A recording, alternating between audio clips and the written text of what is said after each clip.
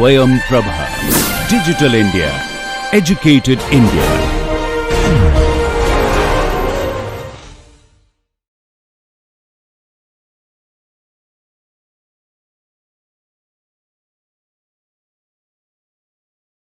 A warm welcome to the 10th lecture on the subject of digital signal processing and its applications. We continue today with our discussion of the discrete time Fourier transform.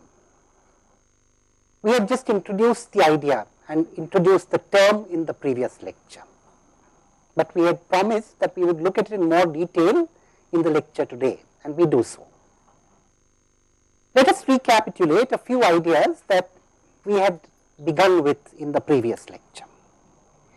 We had said that if we take an arbitrary sequence xn, now not necessarily the impulse response of a linear shift invariant system, any sequence, then its dot product or inner product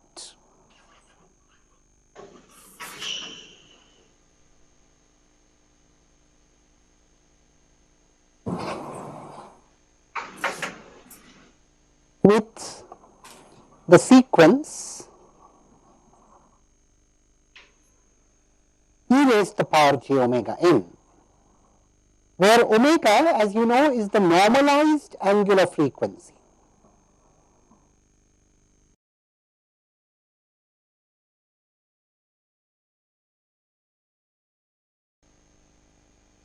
Its dot product or inner product with the sequence e raised to the power j omega n was given a name. Of course, if this converged.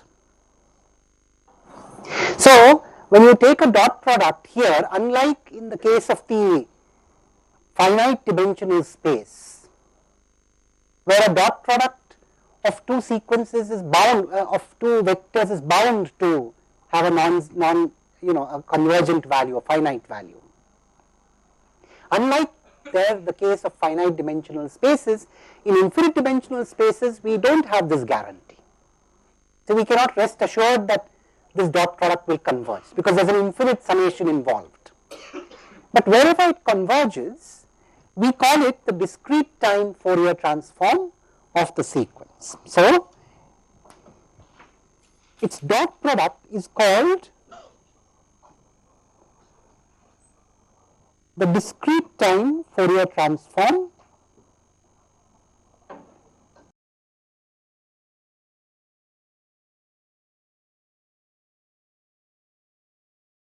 abbreviated by dtft of xn.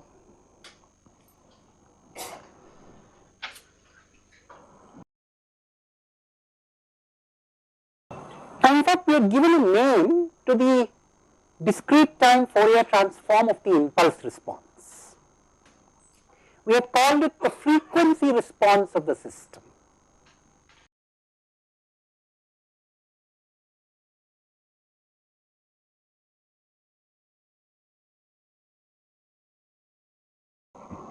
The dtft of the impulse response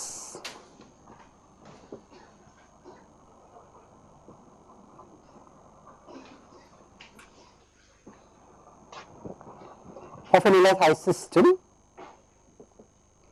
if it converges,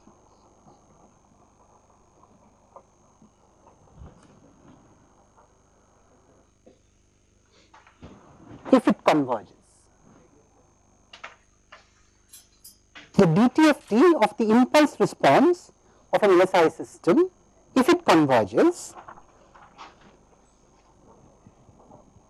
is called the frequency response of that system.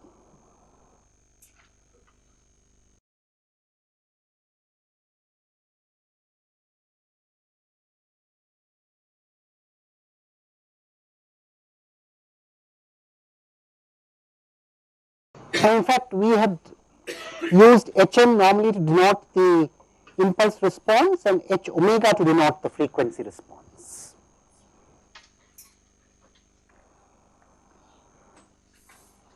Now we employ a combination of these ideas.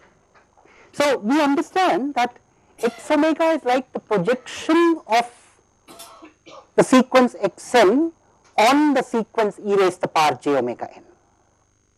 And therefore, we had agreed that you could possibly represent or reconstruct xn from its projections, as you can do in the case of vectors. Omega is unique, so to speak, only over any interval of 2 pi.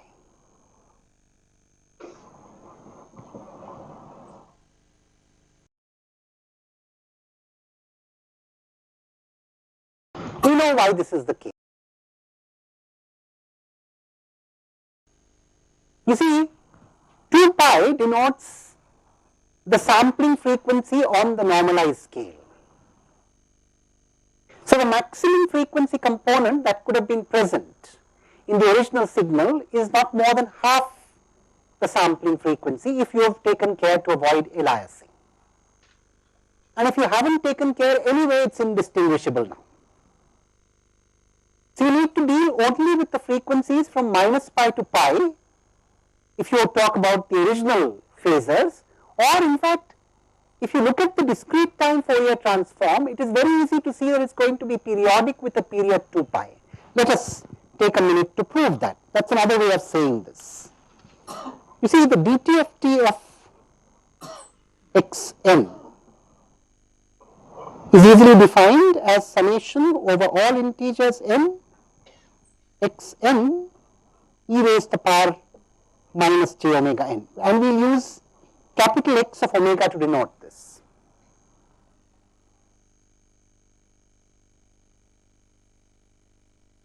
Let us consider x of omega plus 2 pi.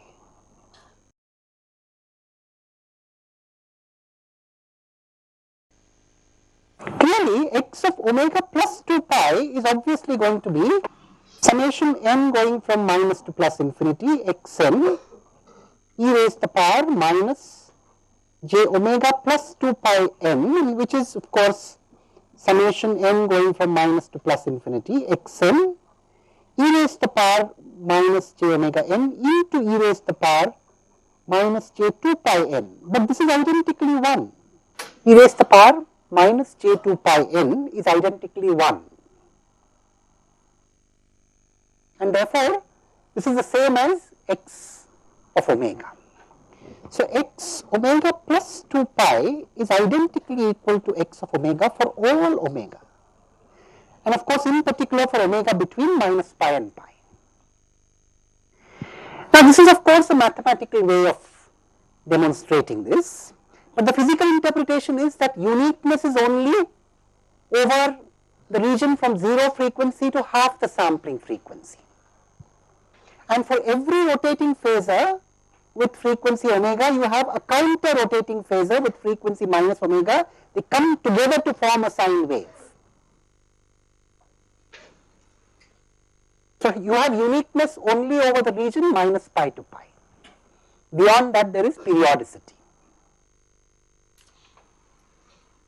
So, there is uniqueness only over any contiguous interval of 2 pi. That is what we are saying. Contiguous means an unbroken interval of 2 pi. Is that right? Now, of course, this is true for any discrete time Fourier transform, and therefore, we expect that we should be able to reconstruct xn from its components, which are x omegas, over this unique interval. In particular, you could take the unique interval from minus pi to pi. So, what are we saying in mathematical language? We are saying that we expect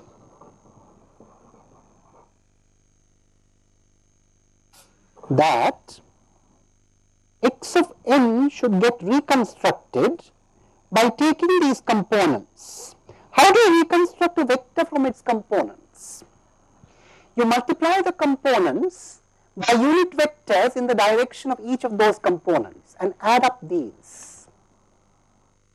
So, if you have a 3-dimensional vector and if its components in the x, y and z directions are 1, 2 and 4, then how would you reconstruct the 3-dimensional vector? 1 times a unit vector in the x direction plus 2 times a unit vector in the y direction plus 4 times a unit vector in the z direction. So, you multiply each component by unit vector in the direction of that component and add over all such components.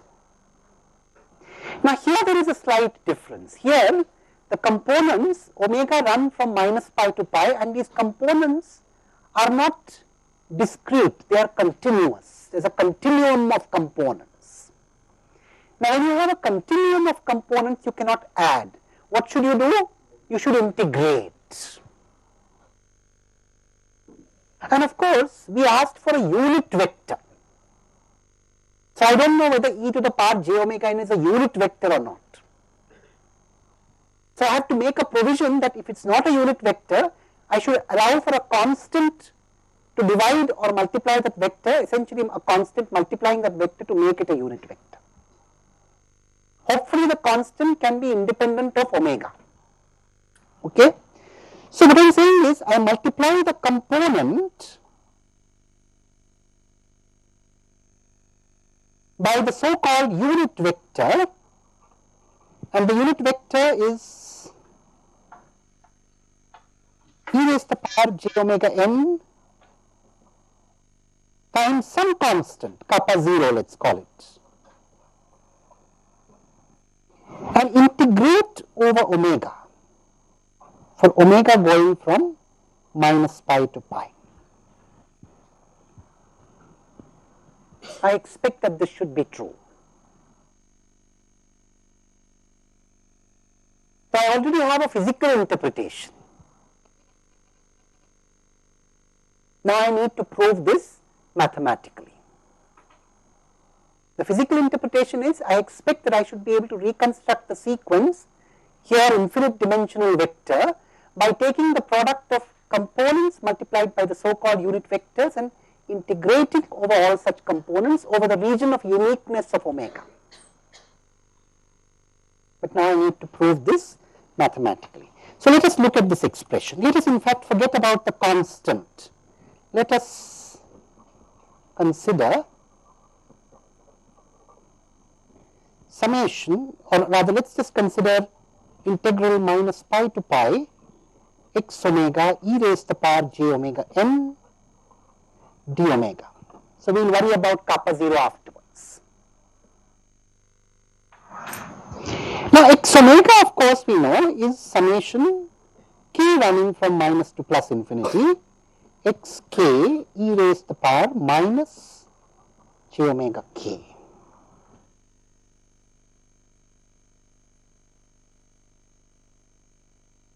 I am intentionally using a different variable of summation here to distinguish it from the index n.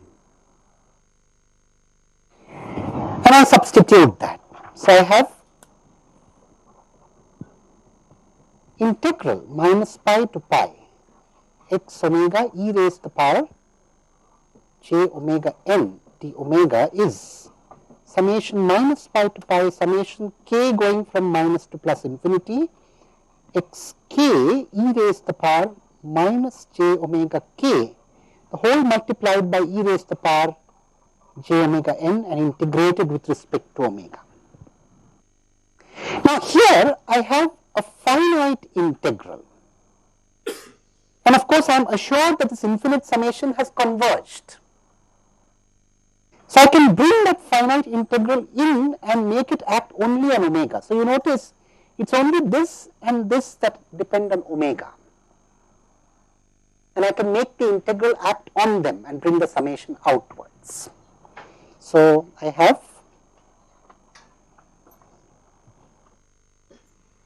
I must remark here that it is of course an important technical point when you can make such interchanges of integrals, particularly when the integrals or summations are infinite in length. But we shall not dwell on those technicalities here. Let us take it that in this context it is acceptable, and one of the justifications is that we have assured ourselves of the convergence of x omega. That is a good factor for it. Anyway, so this is equal to summation k going from minus to plus infinity x k integral from minus pi to pi e raised to the power j omega n minus k d omega. And it is this that we need to study. What is this? Now, this is very easy to evaluate. In fact, we shall evaluate it mathematically, but let us evaluate it with some intuition first. What are we asking here? We are asking for the integral of a rotating number. Note here, see now for a moment you have to reverse the role of omega and n. N minus k, now you see you are integrating with respect to omega. So, it is omega which is changing here, not n and k. When omega goes from minus pi to pi, suppose n minus k is equal to 1, then you are going through one complete cycle. If n minus k is equal to 2, you are going through two complete cycles. Now, of course, n minus k can be 2 or minus 2.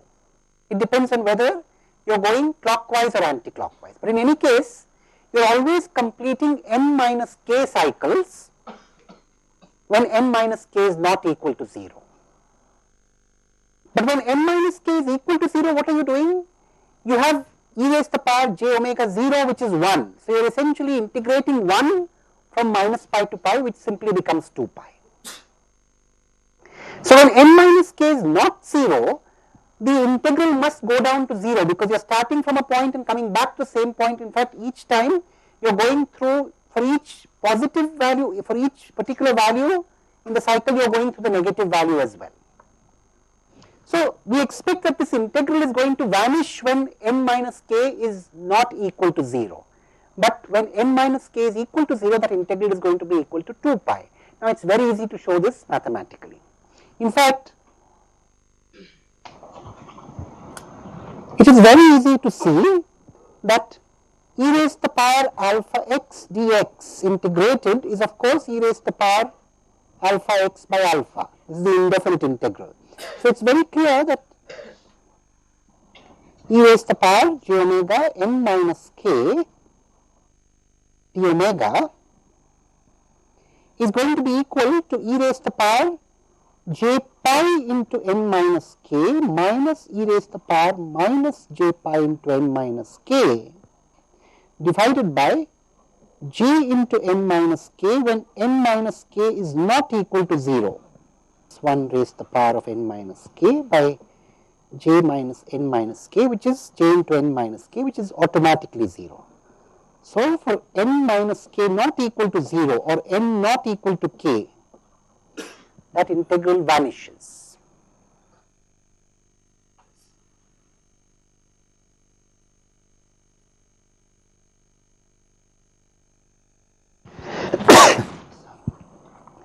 On the contrary, when n is equal to k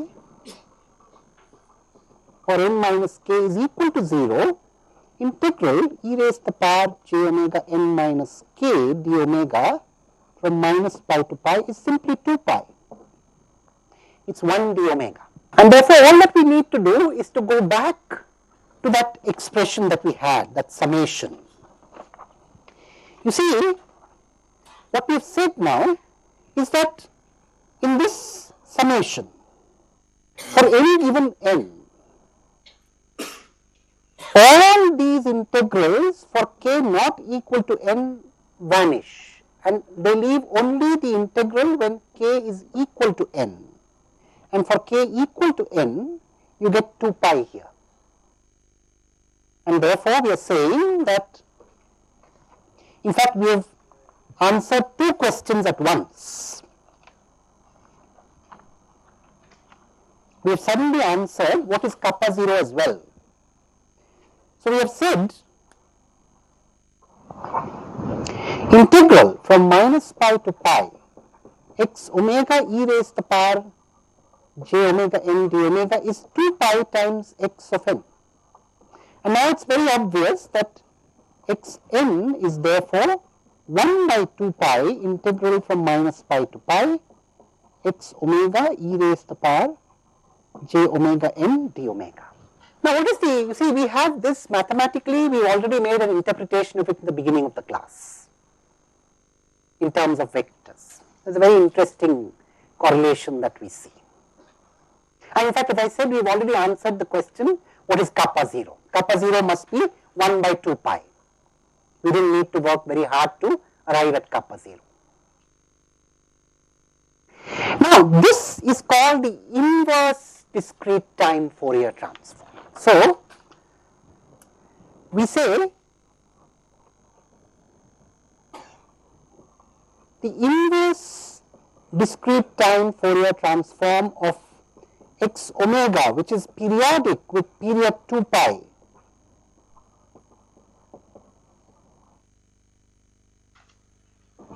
is 1 by 2 pi integral minus pi to pi x omega e raised to the power j omega n d omega.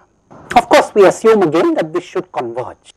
But the good thing is that if mod x omega is finite and if x omega is continuous, then we expect that convergence will happen. There shouldn't be too much of trouble. It's only in pathological cases that we would have trouble. So if you're given a discrete time Fourier transform, then going back to the sequence is, possibly not too difficult. I mean, the ability to go back doesn't seem to be too much of a problem. But the other way is a problem. A sequence may not have a discrete time Fourier transform. In fact, let me immediately give you an example of a sequence which does not have a discrete time Fourier transform.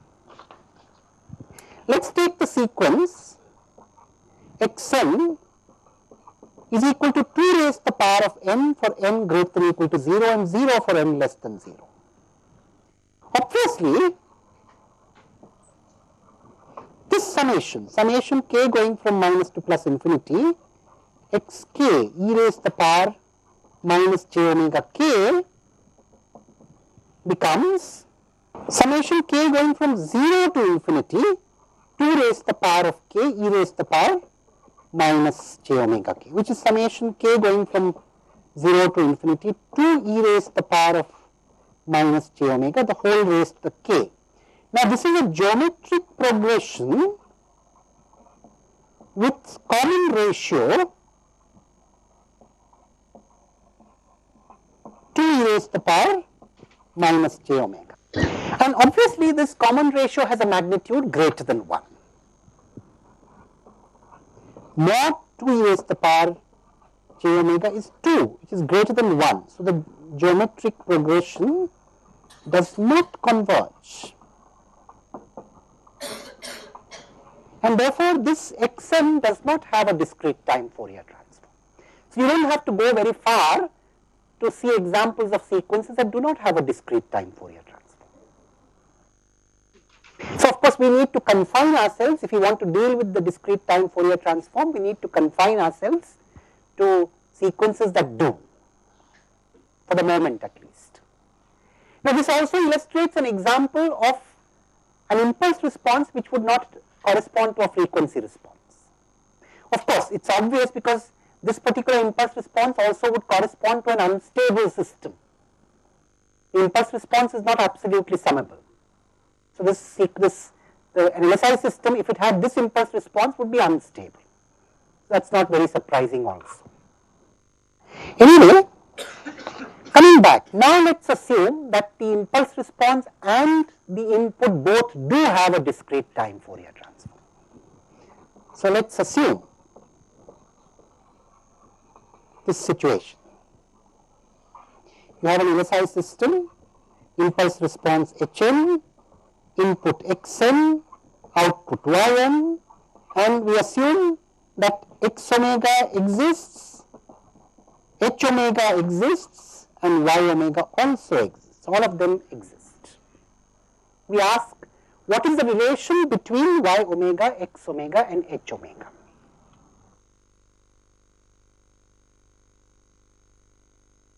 Now, we would again first like to obtain this relation without the mathematics, and then we shall do the mathematics. Without the mathematics, what is the interpretation of x omega? X omega is nothing but the component of the sequence along e raised to the power j omega n. So, focus your attention on that particular component of the input along the angular frequency omega. When you are applying xn to this LSI system, you see what are you applying? You agree that when we apply xn,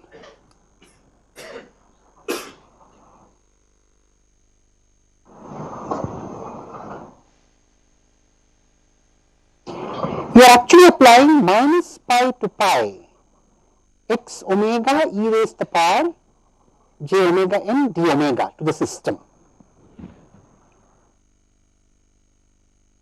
Now, invoke the property of homogeneity and additivity or linearity if you like.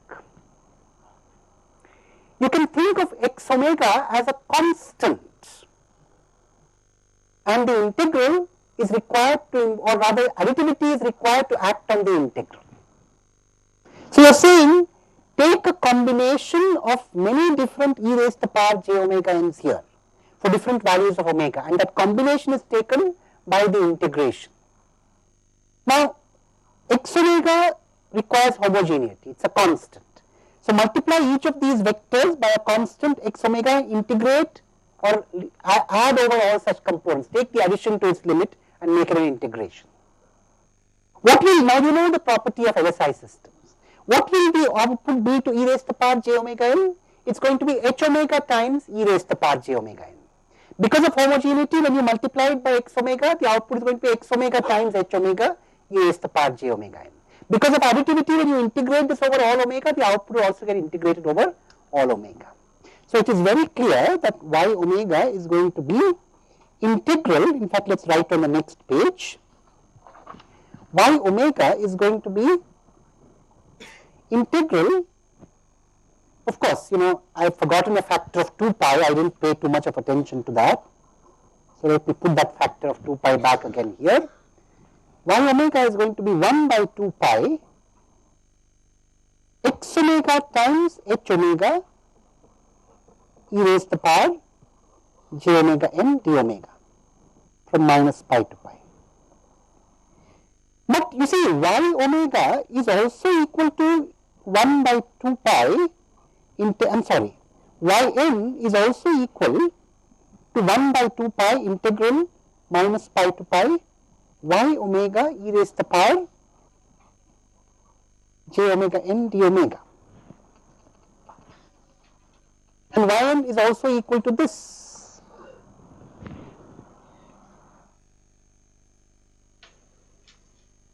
So, yn must have this expression from our reasoning of eigen sequences, and yn must have this expression from the inverse discrete time Fourier transform. And therefore, it is very clear that y omega must be equal to x omega times h omega, very important result.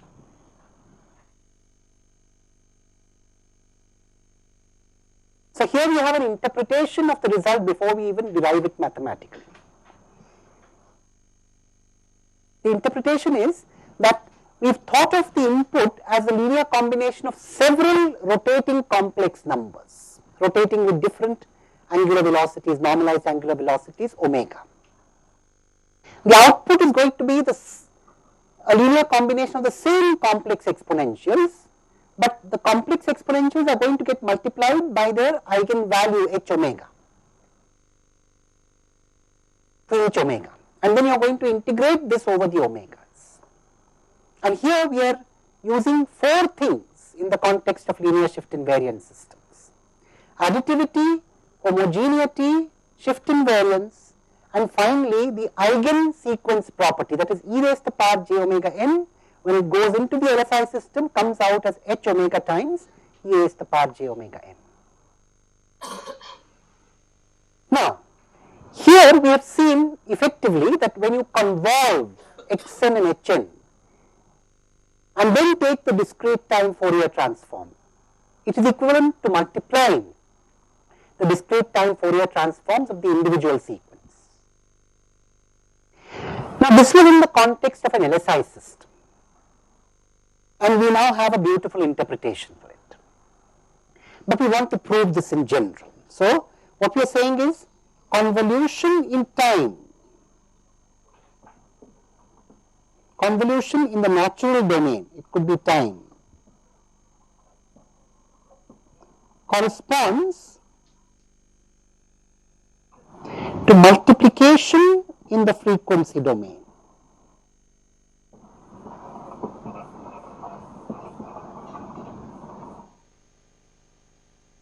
So, you see here we are now introducing this whole idea of domains.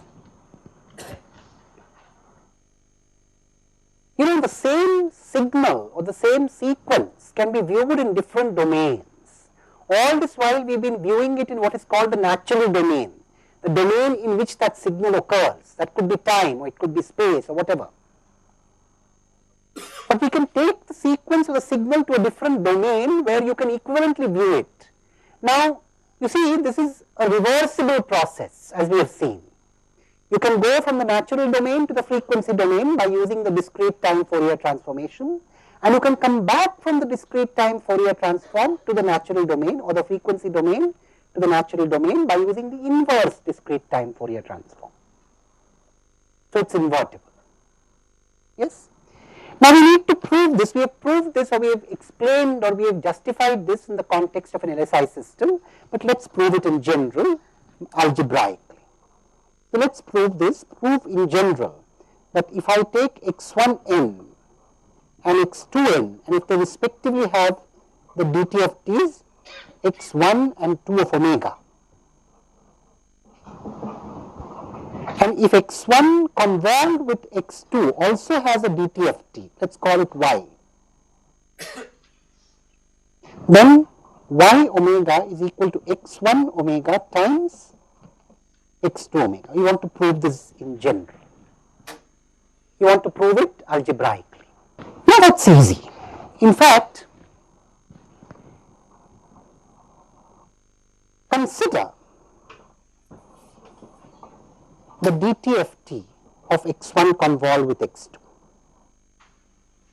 Of course, it is summation k running from minus to plus infinity, summation L running from minus to plus infinity. Now, you need to first evaluate the convolution at the point k, and then multiply this by e raised to the power minus j omega k. And I have assured myself that this double summation converges. That is why I said that the dt of t of the convolution exists.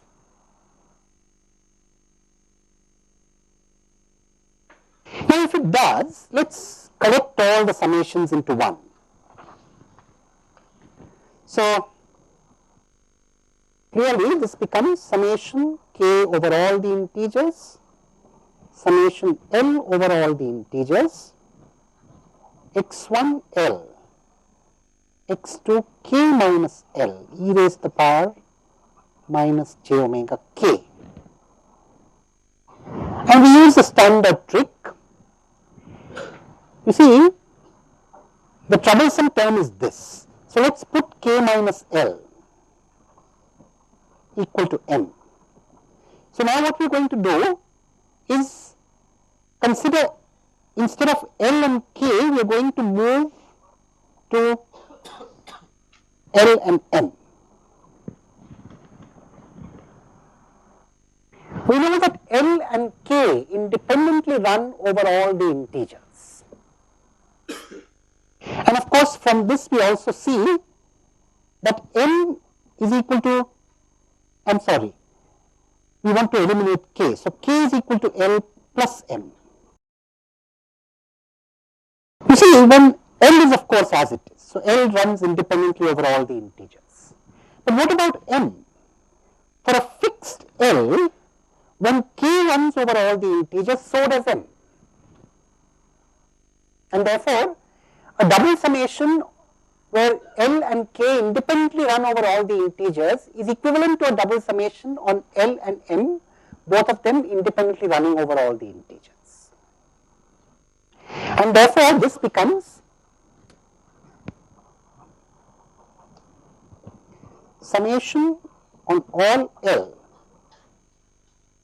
summation on all M, x1L, x2M, e raised to the power minus j omega L plus M. And of course, it is very easy to decompose this. This is e raised to the power minus j omega L into e raised to the power minus j omega M.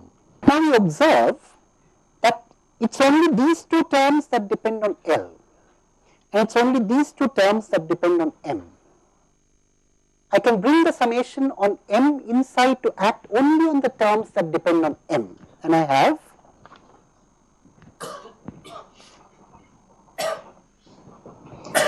summation L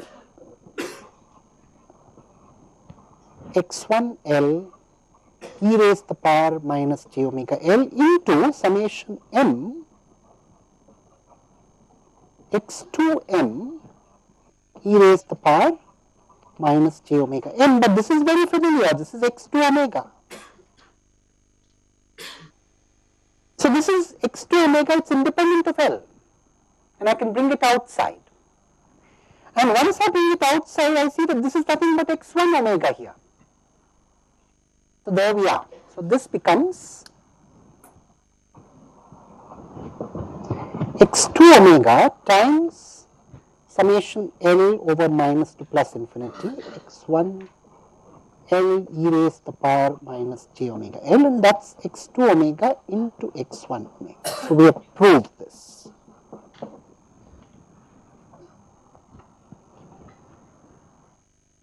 So we have a very significant result here. That when you convolve two sequences, if both of them have discrete time Fourier transforms, and of course then assuming that the convolution does too, the discrete time Fourier transform of the convolution is the product of the discrete time Fourier transforms of the individual sequences.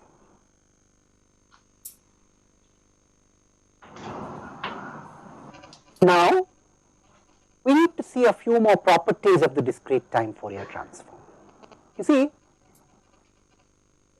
we now need to take a minute to see where we are in our whole strategy of dealing with signals and systems, discrete systems and discrete sequences. A sequence was a mapping from an index set. So it could be a set of integers.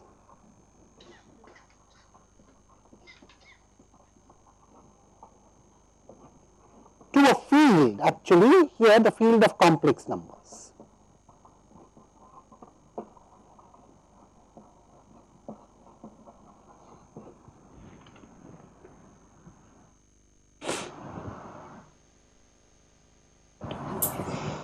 So typically we are talking about the index set of integers and the complex numbers as the field. We also appreciate why we have introduced complex numbers, because we do want to have rotating complex numbers. And physically we sometimes need to deal with electromagnetic fields, where it is easier to deal with complex phasors to represent the fields. And there are many other such situations where it is a natural choice to use the complex field to deal with the situation. Anyway, this is a sequence. What is a system? What is a discrete system? A discrete system is a mapping from sequences to sequences.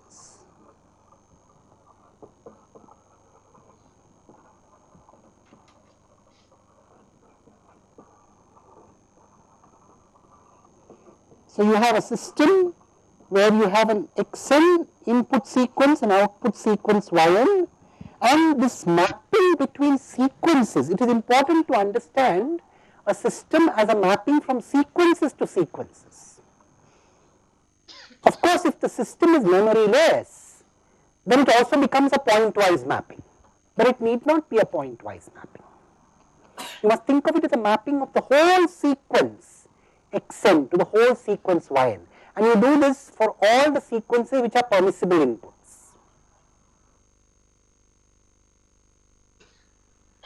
Now we have come to a transform. What is a transform?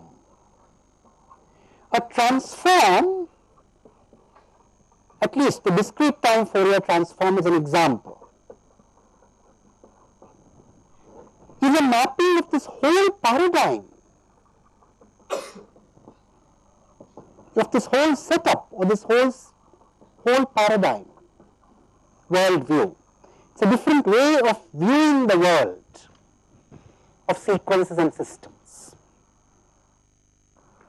What I mean by that is,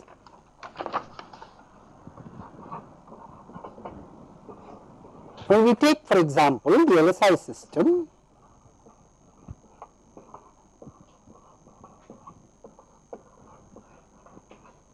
the transform acts on this, the transform acts on this, and the transform acts on this, to give you x omega here, h omega here, and y omega here. And the relation between xn, hn, and yn gets transformed into a different relationship between x omega, h omega, and y omega.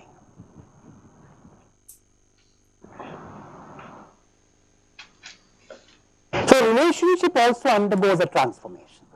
Y is equal to x convolved with h gets transformed to y is equal to h times x.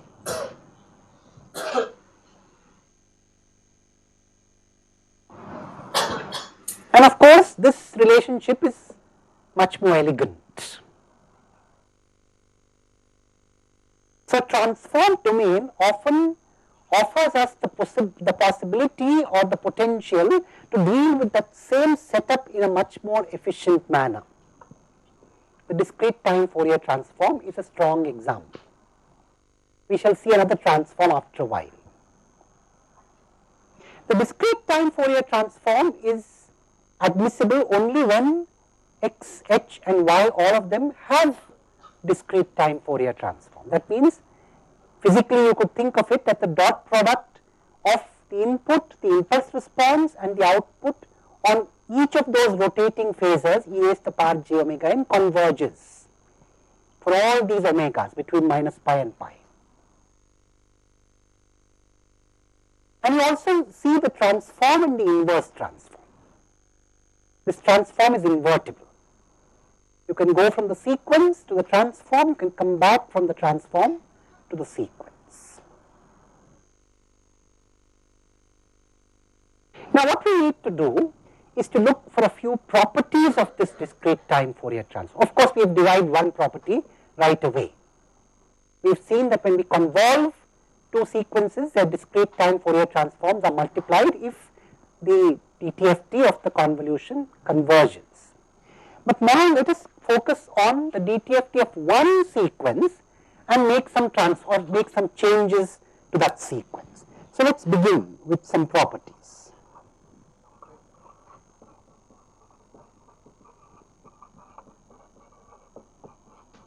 You see, the DTFT can also be thought, just as we thought of convolution as an operation in its own right.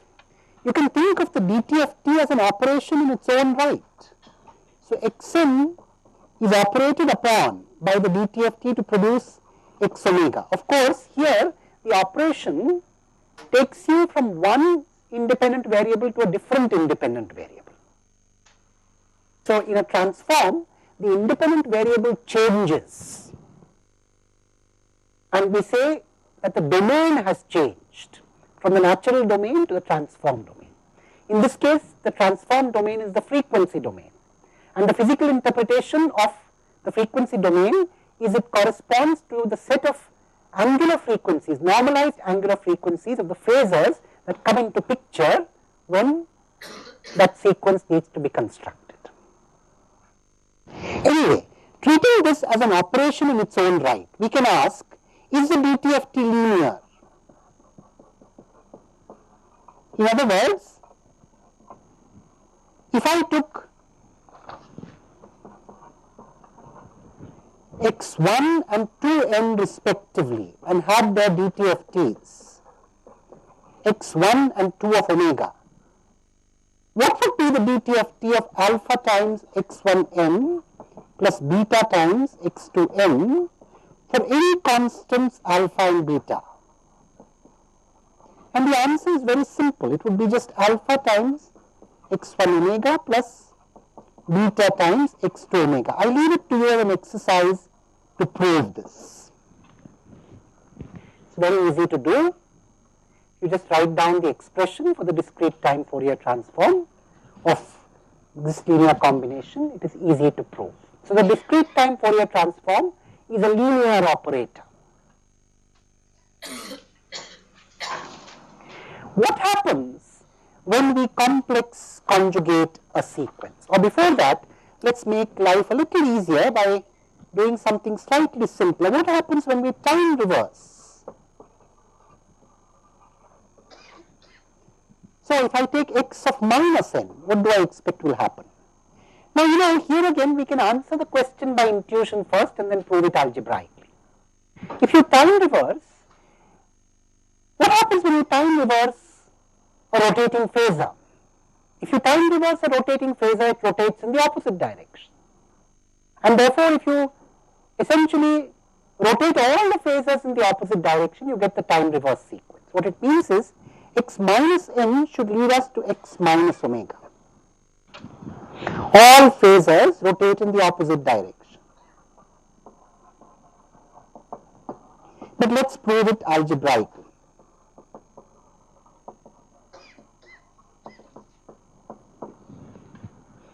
Let's also prove the same algebraically.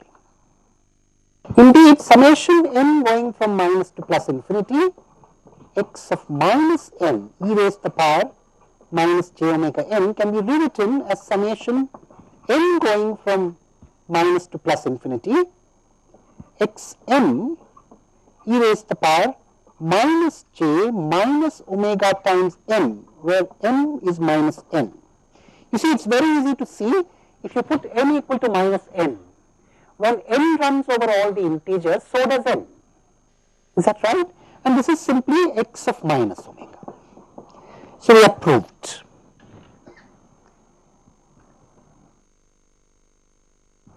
We need to see several such other properties of the discrete time Fourier transform, and we shall do so in the next lecture. Thank you.